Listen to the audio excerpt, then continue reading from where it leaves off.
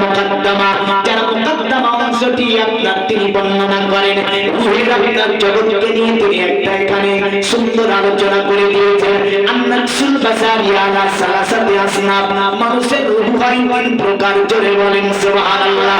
সিরাত ইবনে কালদুনের মুকাদ্দামা অংশে বলল আন-নাফসুল বাসারিয়া আলা সালাসাতি আসনাফ, মানুষের রূহ হয় তিন প্রকারের।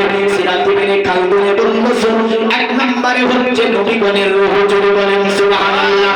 এক নম্বরে হচ্ছে নবীগণের রূহ, আর এক নম্বরে হচ্ছে আপনার আল্লাহর ওলিদের রূহ। জোরে বলেন সুবহানাল্লাহ। আর এক প্রকারের রূহ হচ্ছে সাধারণ আমাদের রূহ, মানে রূহ জগৎটাকে তিন প্রকারে ভাগ করা হয়েছে। আমার আল্লাহ পাক বলল দাঁড়িয়ে যাও। সর্বপ্রথমে যে রূহগুলো দাঁড়িয়ে গিয়েছিল এগুলো ছিল আপনার নবীদের রূহ। দ্বিতীয় কাতারে যে রূহগুলো দাঁড়িয়েছিল এই রূহগুলো হচ্ছে আল্লাহর ওলিদের রূহ। তৃতীয় কাতারে দাঁড়িয়েছিলাম আমরা, আমার আল্লাহ রাব্বুল আলামিন ওই রূহদের উপরে একটা রূহকে আপনার পেশ করলো।